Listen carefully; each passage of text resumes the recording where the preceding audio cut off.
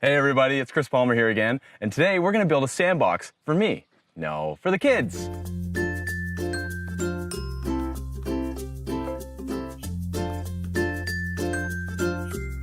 Here are the materials you'll need. Step 1, we're going to find a good spot in our yard to build the sandbox. Then we're going to go ahead and frame it together. I'm using 3-inch screws on the corners, just so we have more secure hold. The lumber size for the base of the box is a 2x10. I recommend for this, or a 2x12, because you want to have a good height so you can put a good depth of sand in it. So we've positioned our box in an area that we feel is pretty level, not too many high points, not too many low points. It makes everything a lot easier when setting your frame into the ground. Heavy lifting's over. Now it's time to put the box back in place and lay down our landscape fabric. Now once your box is all perfectly leveled, we can go ahead and lay our landscape fabric.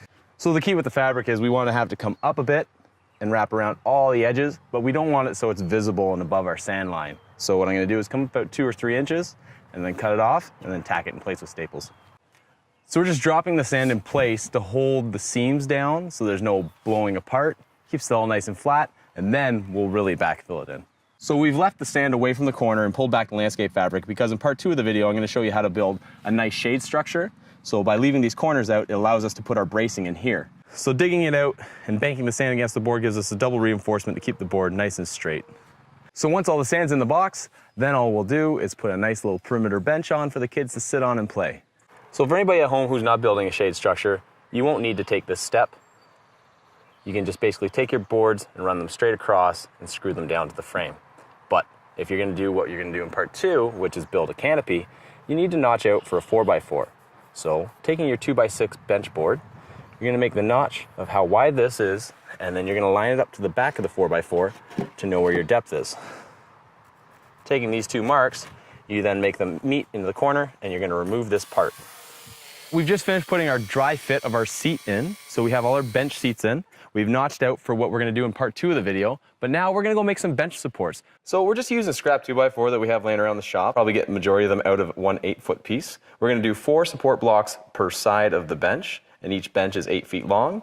So we're going to put a little 6-inch line here, and we're going to notch it, and we're going to cut it up on a 45. Since we're making about 16 cuts, I've set up a stop block here so I can make the same piece every time. So we're installing our blocks. We're going a foot from the corner and then basically every 1.5 to 2 feet just to give enough support on the bench.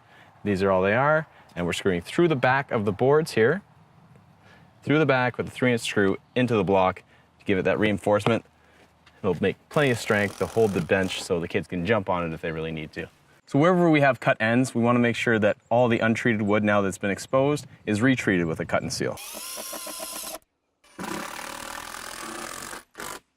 Well, there you have it, folks. The benches are on, the blocks are in, and we're ready to go on to part 2.